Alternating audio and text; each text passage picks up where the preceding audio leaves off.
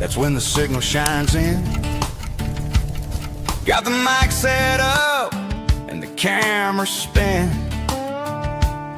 Grab a coffee, pull up your chair, join the drive. 'Cause the only place to be on a Monday night at 9 is right here, alive. We're drilling down deep on the legend of fur, the biggest mystery ever did stir. It's Sasquatch Watch Radio. Tune into the same with Gary Kendrick hosting with King. He's heard the howls, he's caught the form's trace, a true seeker leading the chase. Something stirs out in the shadowy wood. Let's uncover it together, just like we should. The team is geared up, the map is laid clear. We bring expert voices where the facts appear.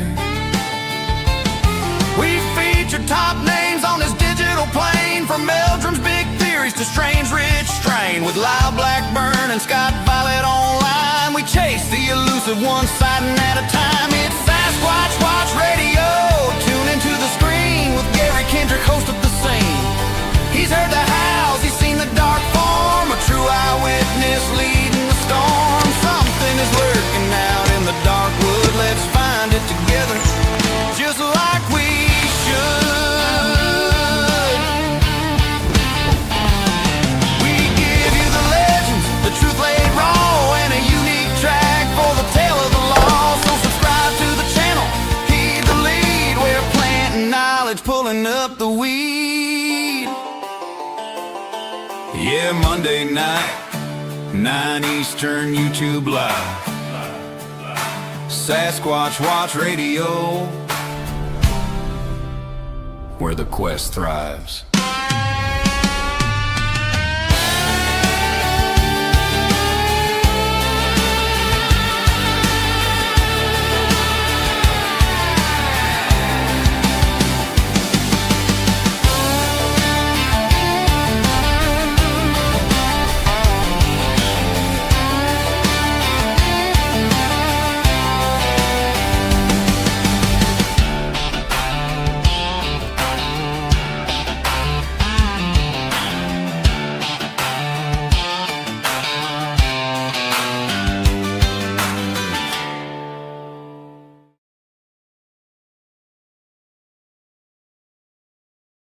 Hey, everybody.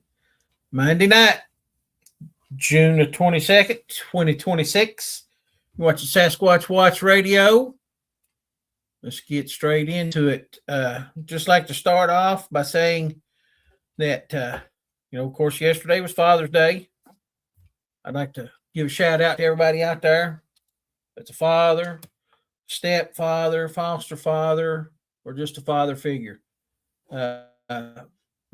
Make a difference in a child's life. That's what it's all about. I appreciate each and every one of you. Got a little bit of bad news tonight. Terry Milford is not going to be able to make it. He believes he's contracted heat stroke, and he's pretty ill right now. So we'll have him back on at a later time. But as a special treat, we got a fella on here tonight that's going to come on for a little bit. So Who you talking about? Hello, Billy. How you doing? I'm doing pretty good tonight, brother. We've got some pretty severe storms moving through right now, but everything's fairly peaceful at the moment. Don't have any rain or anything like that right now, so let's kind of hope it stays that way for a minute. Yeah, let's hope. Brother, when you got three when you got 3 adult boxers in the house and there's lightning, no place is safe. Let me just tell you. Well, just heads up, 4th of July is coming, so they ain't gonna like that either. I'm far enough away from town that the fireworks don't bother them, so we're pretty good on that one. We're pretty good on that one. Just thinking on a few things, Billy. Our guest tonight, was unable to make the show. Heat stroke. That's something that's important that a lot of us overlook, especially researching. Okay. Yep. People, you got to hydrate. Have water on you. Be prepared. Be prepared. Yep. Weather is brutal. Weather is brutal. So you've got to be prepared. Make sure you're hydrating properly. I'm kind of guilty. I carry around. You can get them too. Walmart's got them. Everybody's making them right now, but it's these hydration packs. Yes. The latest ones I got are Kool-Aid. Yeah, let me see if I can. The flavors are wonderful. I had one. Well, I can't find it now. I found it was recommended to me by my diabetic dietitian. They got these powders that give you a really high amount of electrolytes, and they really work. They work real well. So I usually fill a bottle of water up with one of those when I go hiking, and does a great job. Is it liquid IV? It's similar to that. It I can't think of the name of it right off. I've got some upstairs. Yeah. They like, of course they want you to use the one that doesn't have sugar in it. Oh yeah. Yeah. So I can't think of the name. It's like LMNT. That's what it's called. LMNT. And I haven't seen that one, but I'm gonna look for it. Yeah. It's got a very salty taste, obviously. But yeah, it does a good job of keeping you hydrated. I've been using it. And, works good. I know that I'm slowly getting myself back healthy again.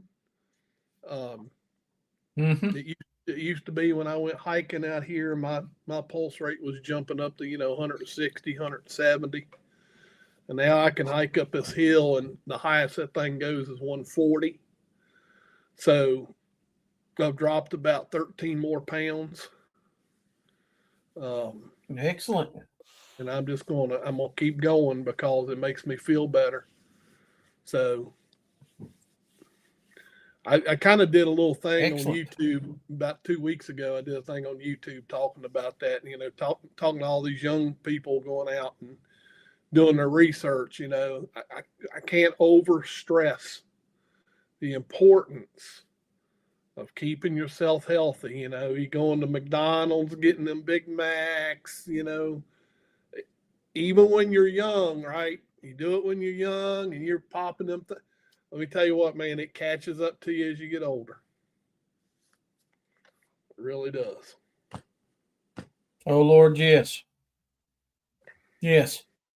And I'm just going to tell you right now, I'm still sweating off some of the cheeseburgers I ate back in the 80s. I'm telling you now.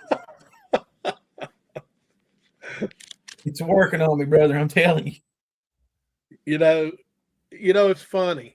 Our grandparents and our parents told us, how many times did we hear them say, tell us to do something, but we knew better, right? We know better. We're smart.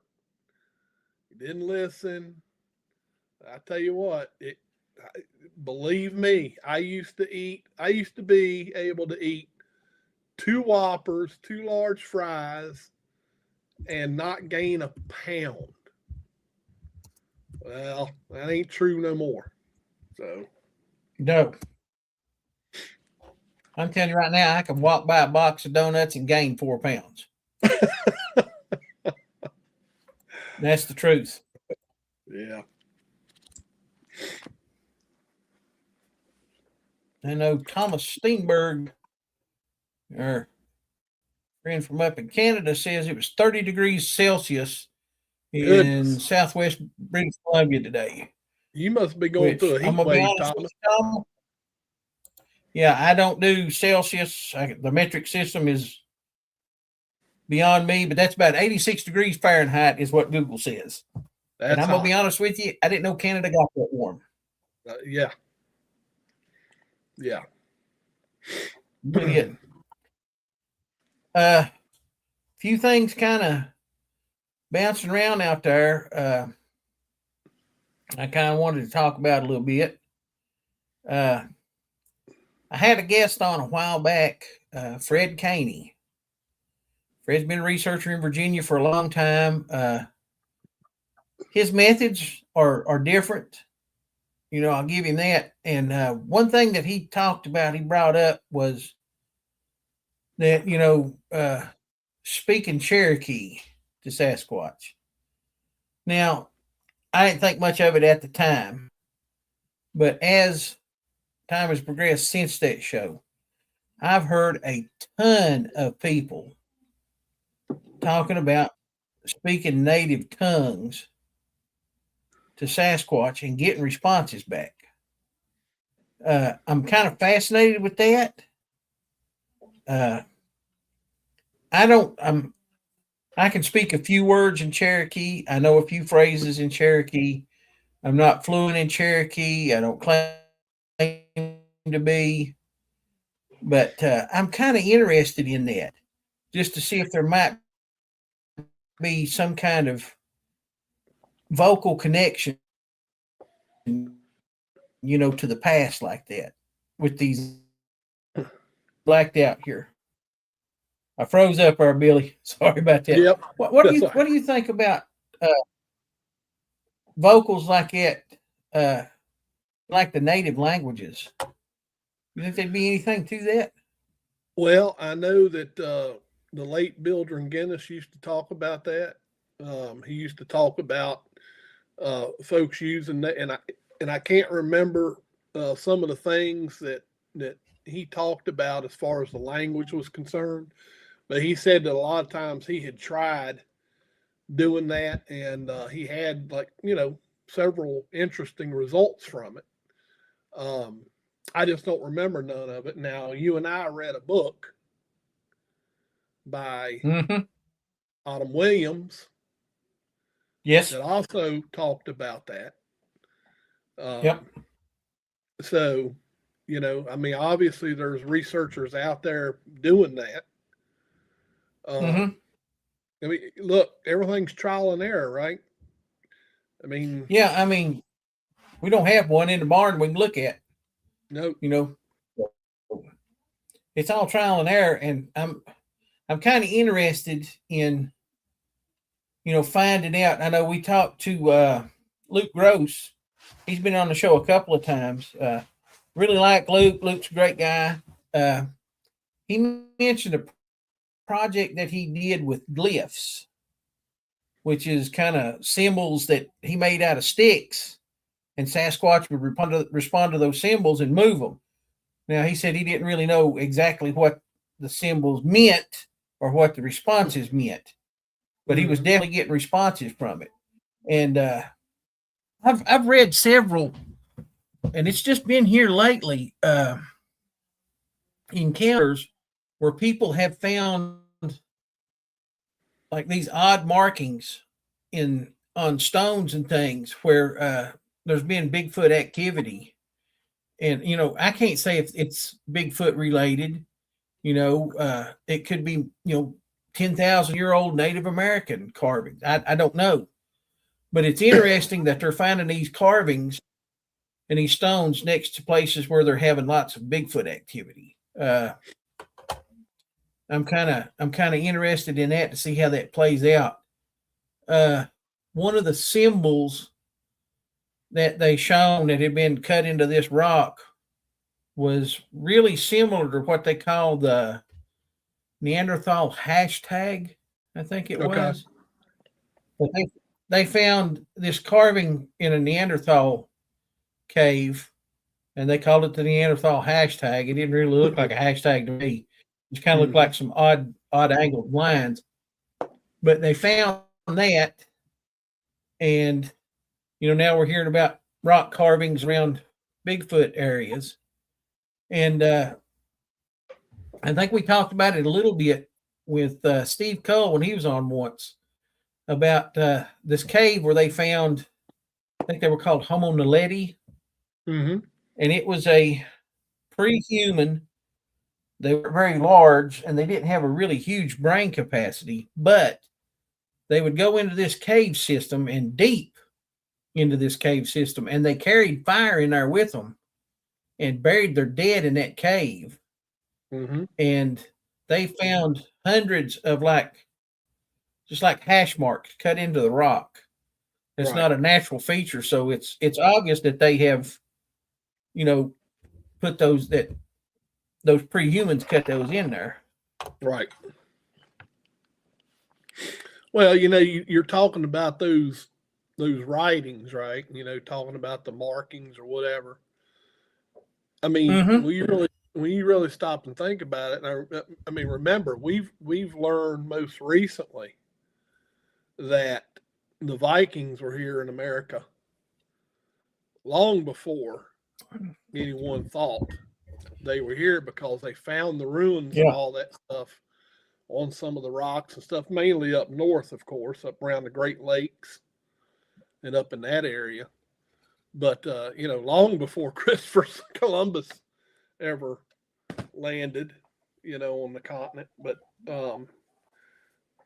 so who knows? We know the old stories, from, back in the days with the first settlers, claiming they were hairy giants throwing rocks at the fort walls and stuff like that. I mean, so who knows?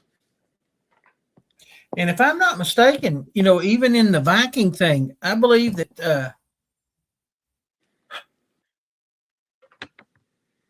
I don't remember what his name, but Leif Erikson, I believe, was the first documented Viking to land in the New World, and I believe there was claims on his part that they saw, hair-covered giant. Right. Let's see. Thomas has got a comment here. What if I can get this thing to work? Let's see. People have made a lot of claims of a Sasquatch, but no photos or even claims of seeing a Sasquatch doing this. Just assuming on the people's part. Yeah, and that's the truth. There's a lot of stuff that, I can tell you that Sasquatch builds stick structures all the time, but there's no photograph, no video, no nothing of a Sasquatch doing it. And I don't think I've ever even heard anybody claim that they saw Sasquatch. But that's something that we're assuming is happening. Which, like we said earlier, assumptions right now is really kind of all we have to work on. But I just find it interesting that some of these marks are so similar to some of the primitive markings that we find from these pre-humans, such as Neanderthal and Homo naledi and some of the other ones. It's real odd. It just kind of stands out. Yeah. I'm kind of fascinated with it. Yeah, I'm trying to check, make sure I've caught up on all the. Yeah, Kibbo just gave us a heart, so I was thanking him for that. Appreciate it. Yeah. Oh, Andy, how you doing, Andy? Kaibo's Comics. Yeah. I got to thinking, now that you mentioned that, I wonder, Gary, and I know there's a ton of people that hate AI, right?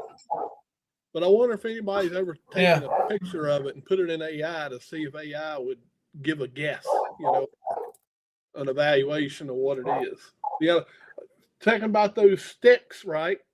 Talking about Luke Gross seeing those, zoom out, take a picture of it, put it in there and see what it says. It'd be interesting. Yeah. Gosh, that'd be kind of creepy, though. You may get some results back that you don't want. Right. So it'll spell it out and say, "You better get out of here right now, here, boy." Yeah. I actually think Luke kind of had a theory that the glyphs that he was receiving back was from some ancient language. And I'm sorry, I don't have notes or anything on this in front of me or anything. But yeah, that's pretty fascinating. There's a lot of stuff out there that, like I said, that we run into, stick structures, all that we really don't have an explanation for. And me and you have been on several research expeditions together, and we have seen a lot of weird stuff. And there's a lot of stuff that I've tried for 13, 14, 15 years to figure out, and I can't. Yeah. I can't. It's seems like there's a lot more questions anymore than there is answers. Yeah. And, it's, you don't get a whole lot, and that's the thing too. You don't get a whole lot of help. You kind of got to work on it on your own. Yep. And that's something that I really wish that this community would do different. I wish we would work better together. And I'm just going to hop in there and say this. Billy Willard is a very important person to me, because after I had my sighting in 2006, I joined Sasquatch Watch of Virginia, which was run by the illustrious Billy Willard. And Billy kind of took me in and taught me a lot of stuff and talked to me. And the people that was in the Sasquatch Watch of Virginia investigators was phenomenal. Everybody there was kind. They'd help you out. They'd talk to you. We would bounce ideas off of each other. We would discuss theories. And man, it was just a great environment to learn in. And I was super lucky when I joined the Sasquatch Watch of Virginia for that very reason. I was past the point of believing I know they're there because I saw one. So the information stuff that I got from you guys, way back like 2007, 2008 was phenomenal. It really, really helped me out a lot.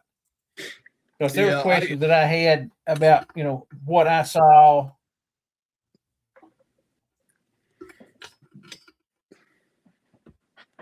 Go ahead, Billy. I was just going to say that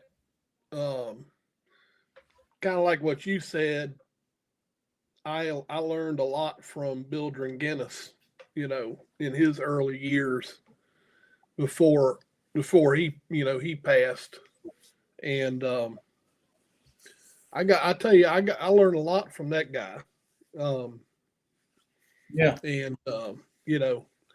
And back at that time, and I know, look, Thomas Steenberg's been around a long time. He knows exactly what I'm talking about. Back at that time, we had the forums, we had all these other things, the Yahoo chats, now we're inundated with social media, and it's become a whole different world. Back when we had the forums, a lot of times we had some nice logical conversations with one another. I mean, every now and then you'd get a little riff going, but for the most part, not near like what we get on social media. And I really enjoyed those days because the Bigfoot forums was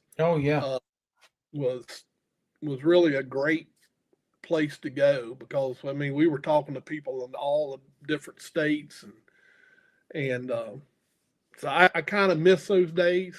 Those things are, my understanding is the Bigfoot forum is still out there, but I don't think there's near as many participants on there anymore. Everybody's then moved on. So, but yeah, I know Thomas remembers that, because I know we had communicated a few times on that. And too, it's kind of like when MTV first came out, the video killed the radio star.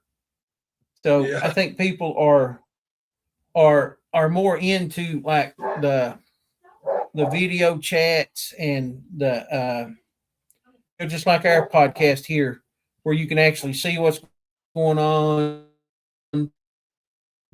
and you hear the people talking and things like that. And I think people are more motivated towards that than just, like the forums. It was just, like you said, it was conversation. And most of it was you typed it out.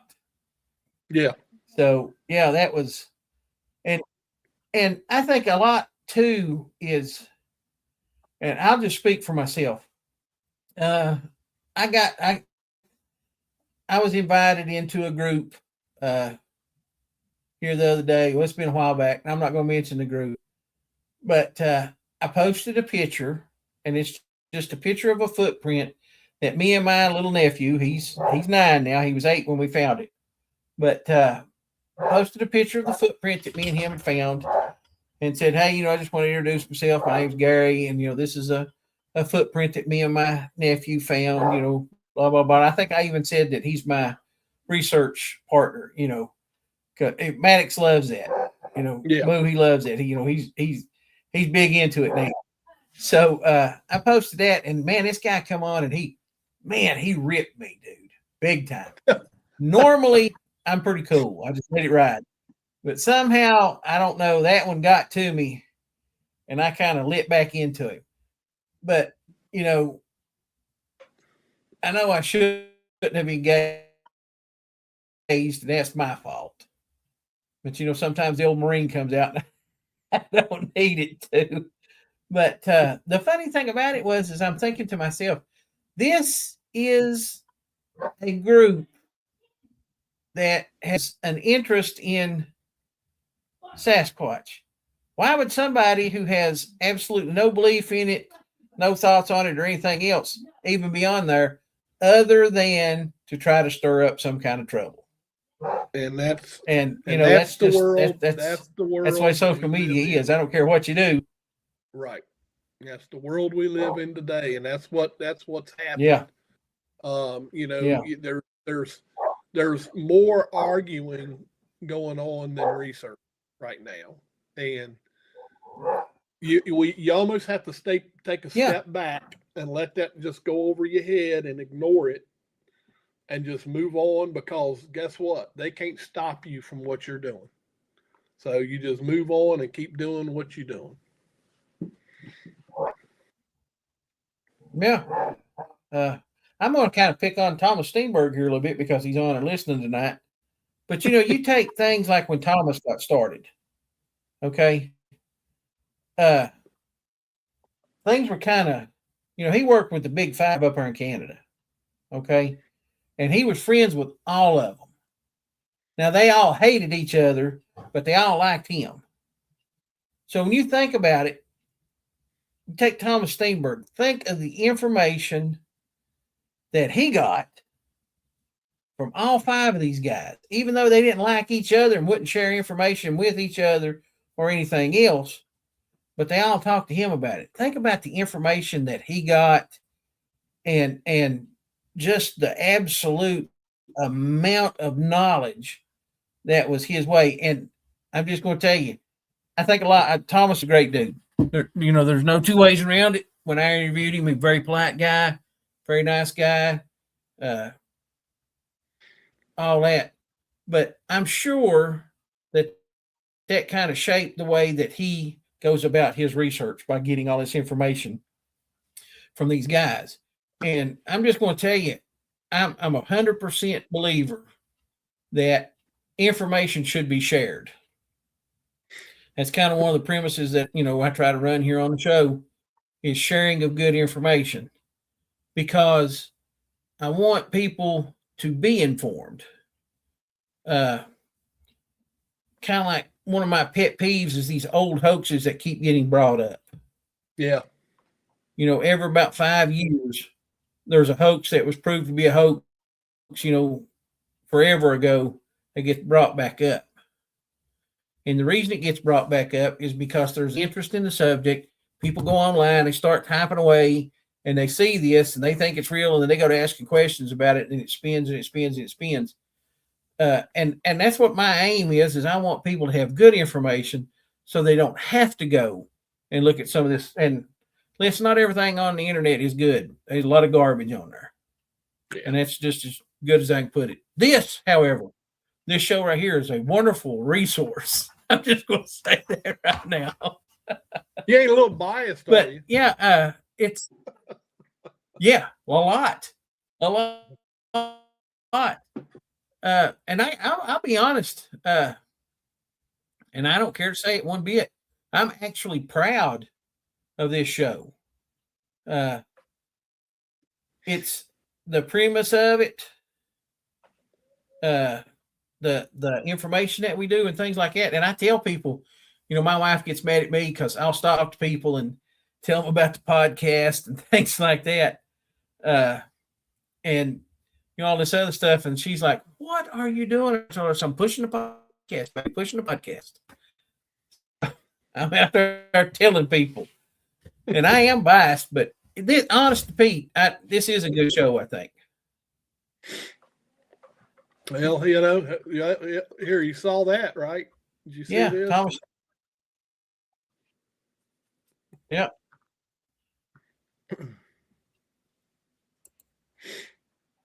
Thomas Steinberg, that's what's great about this podcast, willing to look at everything. And Thomas, I'm going to tell you this. If you are not looking at everything, you're losing a lot of information. Yep. That's my opinion. I will talk to anybody about the subject of Bigfoot regardless. I don't always have to agree with what they're saying, but I am open enough that I am going to listen to it, because even if it is kind of a far-fetched tale, there's always that little kernel of truth in there. Just I've heard research that say, I'm not even talking about, just turn them away. Okay, you could be turning away somebody that's had an actual sighting that may have just misinterpreted something, and it turned out to be what you consider the woo. And I'm not trying to be biased or anything like that, but in my own opinion, okay, this is what might be a mythical animal. And we have certain factions in this group who are looking for this possible mythical animal, who claim that this odd stuff that happens around it is not even worth talking about. So I kind of get confused by that. Well, I'll tell you this, Gary. That's one of the reasons I wanted you to carry on the show, because I knew that that's what you would do. I knew that you would carry on the show and you wouldn't judge people, and you would, hey, if they claim they've had a sighting or an encounter, you bring them on the show. Everybody else comes to their own decision on what they're hearing. But what if there is that small little bit of, like you said, small little kernel in there that in your head you go, some light bulb goes off because you experienced something, and now here's someone else repeating it, and you're like, maybe there's something to that. You just never know.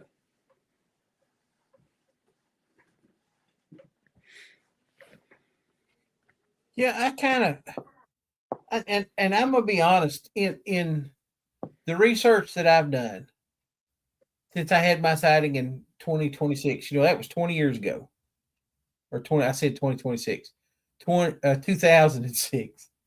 It's been 20 years since I had my sighting. So since I had my sighting, I have experienced about everything that you can possibly say about Bigfoot. I have, just like the old intro song says, I've seen the dark forms. I actually saw the creature itself. I've heard wood knocks. I've heard screams. I've heard ridiculous animal calls, that are not close. the balls of light, orbs, you name it, I've seen it.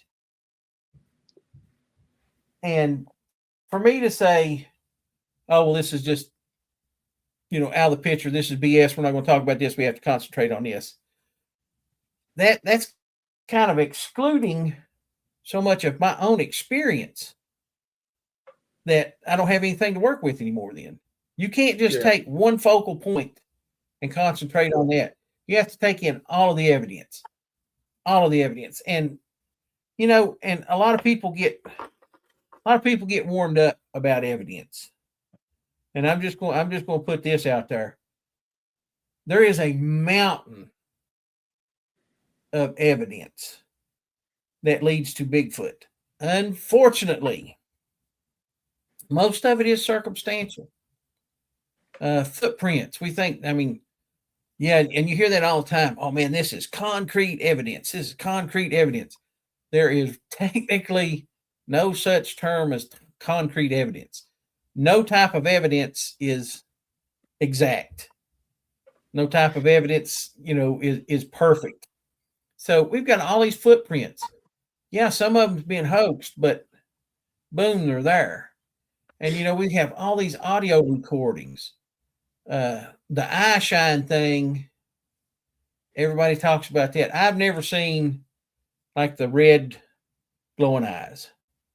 And I'm a little jealous over that because I'm fascinated with that too, because I don't understand how that works.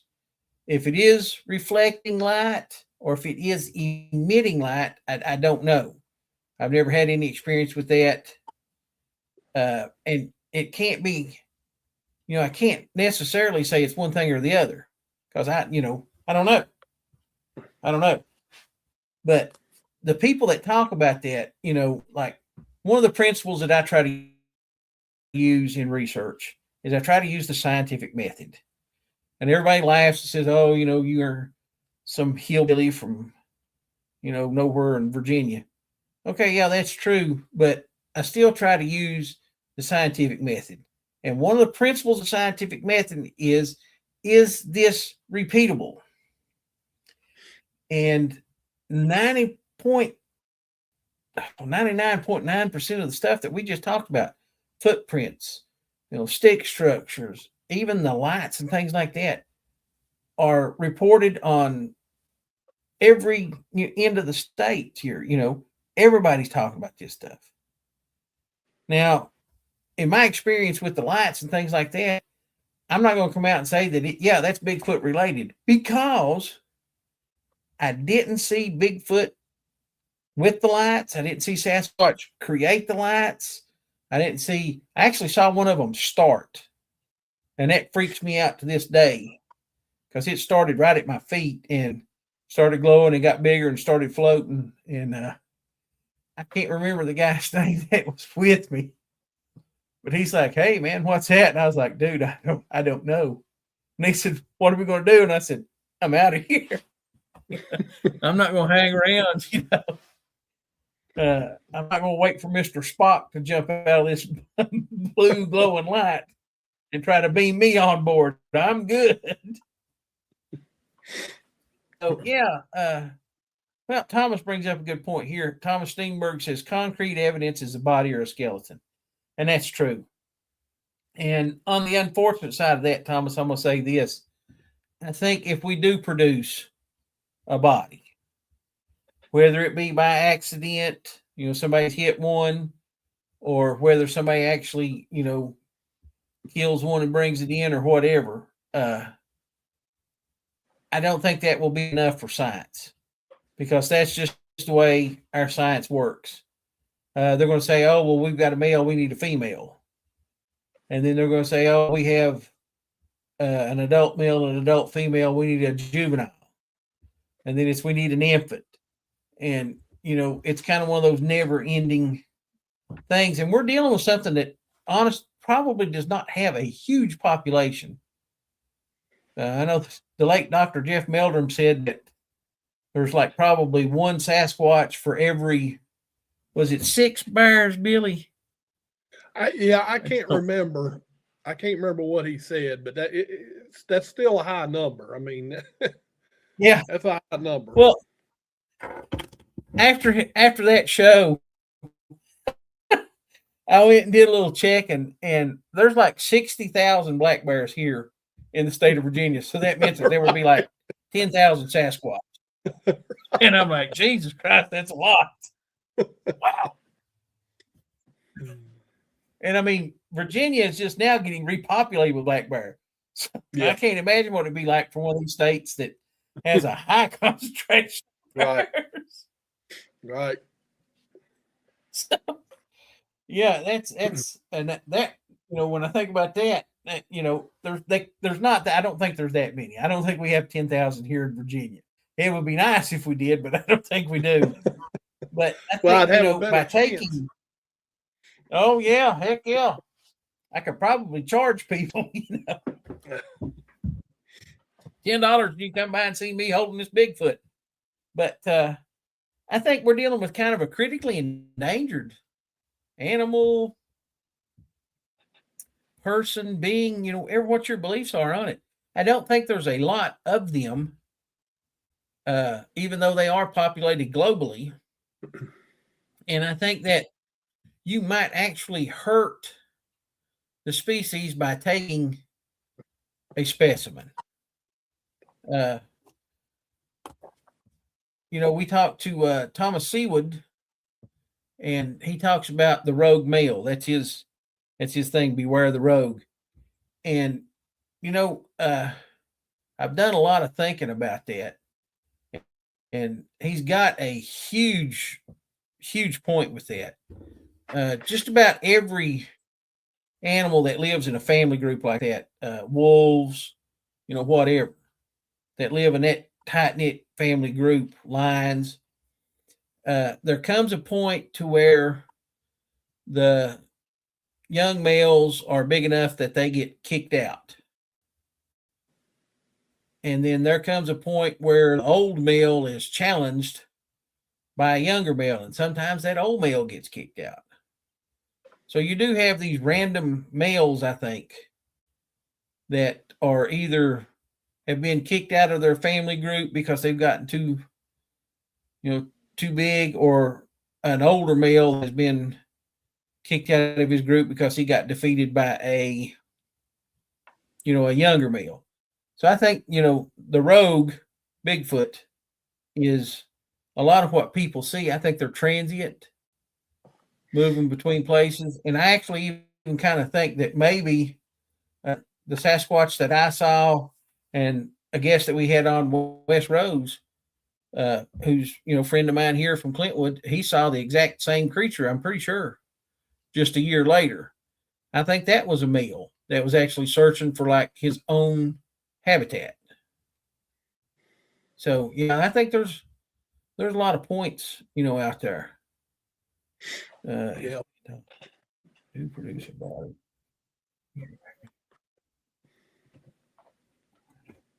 Okay, Ray brings up a pretty good point here, and I'm gonna bring this one up. Wait a minute, I hit the wrong one. I'm sorry. Ray says if we do produce a body, it will get buried. If we don't part it out, that's unfortunate, but really it will need spread out enough. I can't be covered up. Okay, what Ray's getting at here is something that I kind of talk about too. If you have evidence, and I'm talking about biological type evidence, hair samples, scat samples, skin samples, whatever, you should set up a protocol. And even if you're just doing this by yourself, you should set up a protocol that the whole sample doesn't get sent off. Okay.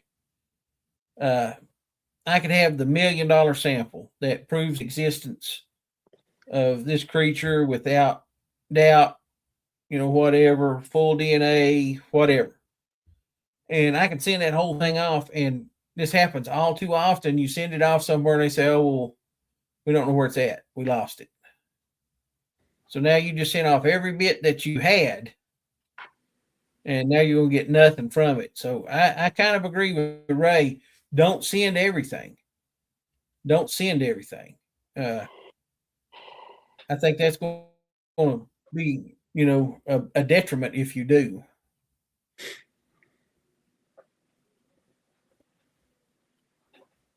Yeah, and Thomas does bring up a good point, but he says here, if I can get it to show, me and this HP boy, we're fighting tonight. It won't do a thing I want it to. If taking one specimen can terminate the whole species, then they are doomed anyway. It will happen sooner or later. And yeah, that's a good point.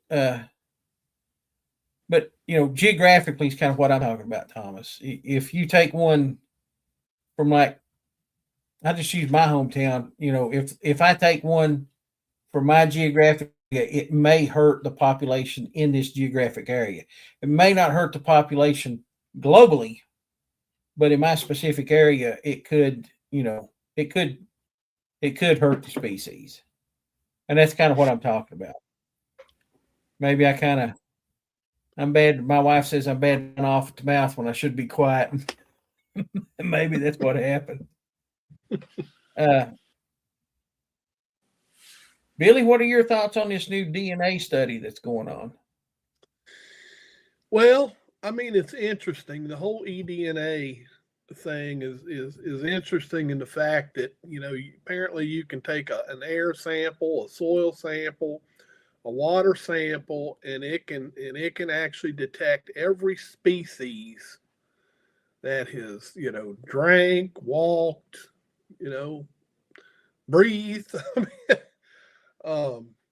It's interesting. And now I haven't heard, and again, I know that what's his name down there in was it Carolina?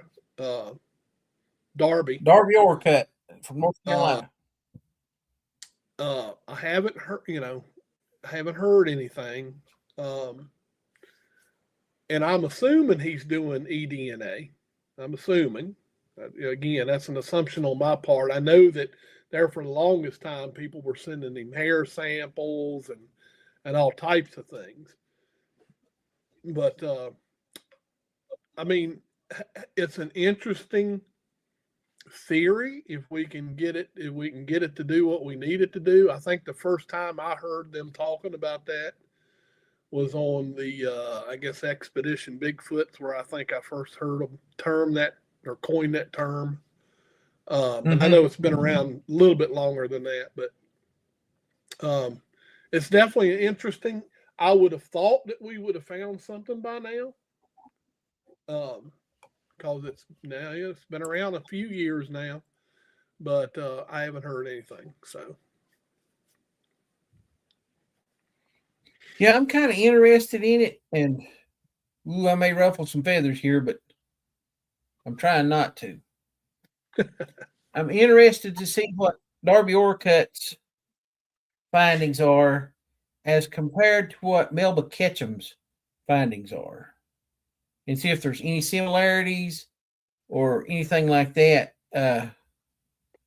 Melba Ketchum's initial thing was on the maternal side so far back, the mother was, I think she said, human. Now, I don't know if she meant modern Homo sapien or if she meant, some type of pre-human or whatever. But she said it had a human mother and an unknown species father. Right. Okay, with that being said, go ahead, Bill. Which she was calling, at one time, she was calling it angelic DNA. Yeah, I'm just going through. We've talked about this before, Billy. I could write a 25-pound book on why I don't think that Bigfoot is a Nephilim. Right. People go to Genesis 6, and I talked about this on the show before, and I'm kind of going to hop up on the soapbox again and just put it out there. In Genesis 6, it talks about the Nephilim, and it actually describes the Nephilim.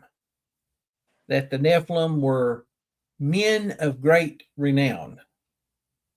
It does not say that they were hair covered, ape looking. And even at the time of the Bible, these people knew what apes and monkeys and things like that were. They saw them. So I'm pretty sure if it was something that looked like an ape, they would be able to say, hey, that looks like an ape. But they don't. They said they were men of great renown. And to take it a little bit further, when you read the story of David and Goliath, Goliath was the offspring of the Nephilim. So Goliath, they don't describe him as being apish. He was just a big human. So yeah, I'm kind of the angelic part. Just kind of, I don't believe that. But whatever, if it is that the mother was human and the father's unknown, whatever that is close enough to humans to breed and have viable offspring. And Billy knows me, I'm big into the Indian stuff. But there are lots and lots of Indian stories of Sasquatch taking women and breeding with them and having offspring. So yeah, it's an interesting thing. And the eDNA thing, I've talked to Dr. Mariah Mayer, talked to her at the Smoky Mountain Bigfoot Festival that was this year in May. And then I talked to her last year, and she's 100% behind the eDNA thing. She said this is really going to make a difference in Bigfoot research. She's 100% convinced that. And I'm hopeful. I really am. I'm hopeful. I don't know how long Dr. Orcutt's study is going to take to come out, but I'm kind of excited to see it, just to see if there is any comparison. I know there's been a few Doug Highcheck's Monster Quest had an episode, and I think back on this one a lot. They had a bear board set up, which is a board that's just got nails drove through it. Mm-hmm. Yep. And someone had stepped on that bear board and left the imprint of like a big foot. And like a Bigfoot. How about that? And they took some of the tissue and stuff and some of the dry blood off of it and ran DNA on it. And they said that it came back contaminated with human DNA. So I think that maybe we might be throwing out a lot of samples because it comes back flagged as having human DNA, because maybe this thing actually might have, a human ancestor somewhere down the line. Yeah. And I really think that the hybridization is possible because in my own personal encounter, and I know I've told you this, Billy, I did not see the patty ape-looking Sasquatch.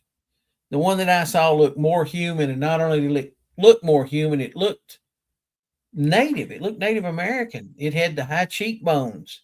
It had a native style nose, but it was just super, super wide, And the skin color was kind of a tannish color. It wasn't the black or the gray or whatever that, I've heard described so many times.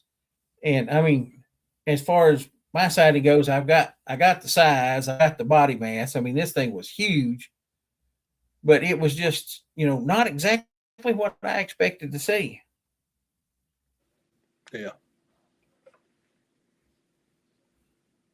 Okay, right here we go. Bigfoot balloon. Buddy George. Hey, Gary and Billy, let's say I come across a dead Sasquatch in the woods. Who should I contact? The BFRO? I wouldn't want to contact a government agency because it might disappear.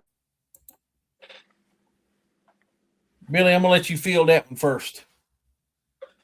I'm gonna agree. You don't want to call a government agency. I had many discussions about this with William Dringennis and others And I've always come to the understanding that the best thing to do is document first. So you want to take pictures of every angle with something for scale. Okay, just take your time. Don't you ain't gotta be in no rush. Just take pictures of everything, every angle, whatever. Get you some hair samples while you're at it.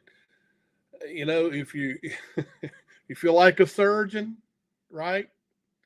Get you some body part.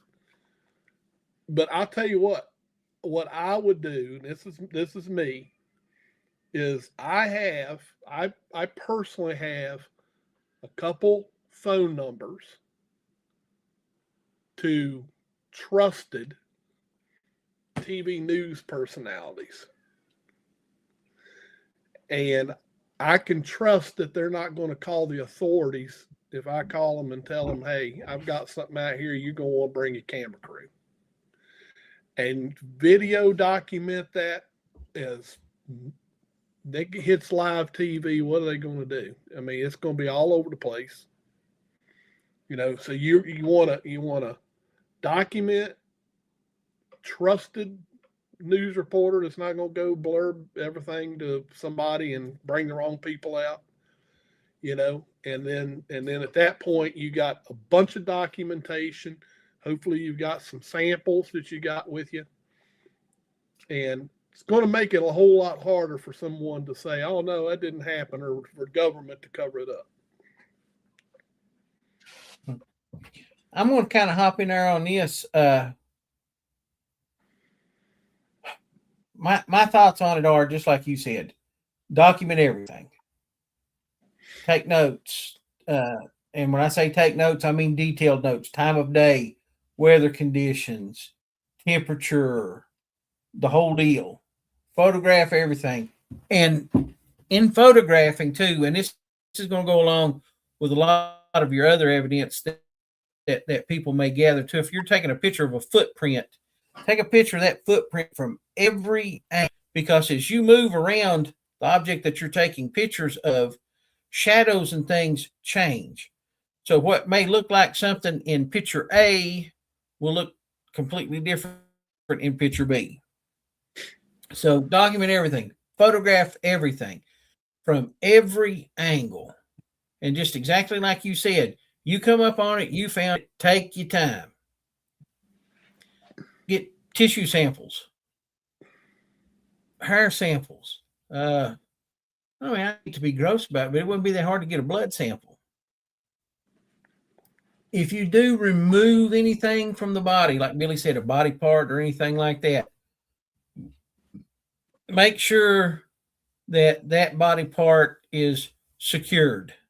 And when I say secured, I don't necessarily mean at your house, in your house, around your house.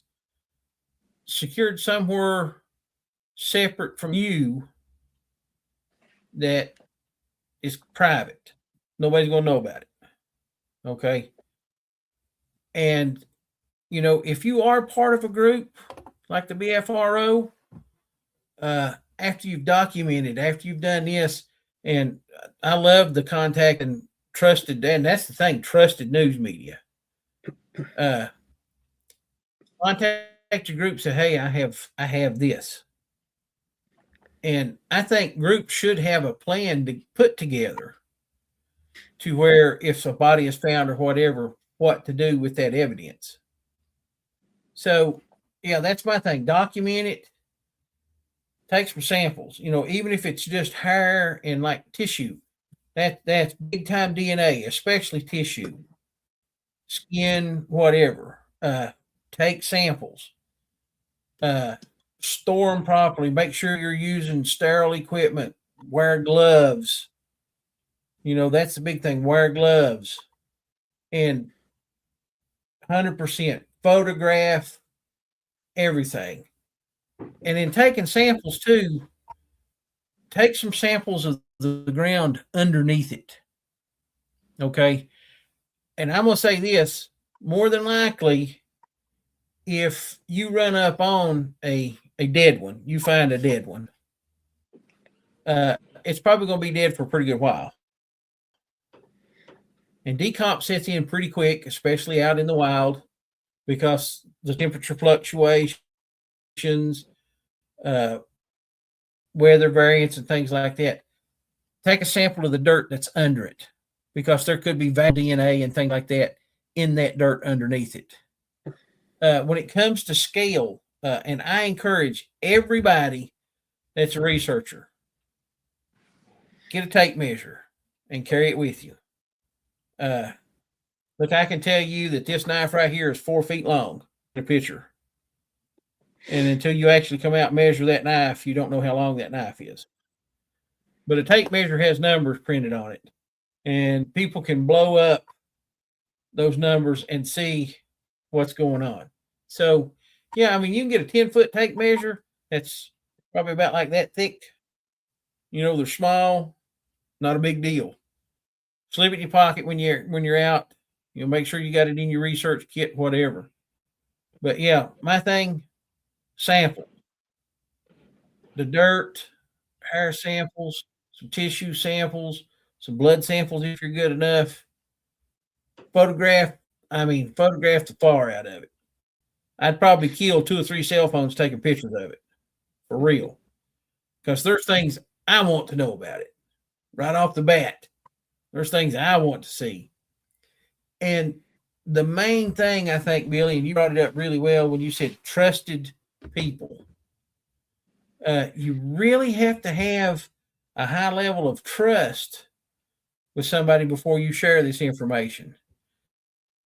Because, I mean, it so easily can be brushed under the rug or just disappear. You know, or you get hushed up. I've heard several people talk about, you know, they're afraid of the government coming and shutting them down or whatever. So be cautious, be thorough, and be curious. That's my thing. I don't know if that helped you or not, George. I hope it did. I hope it helped everybody, but that's my plan.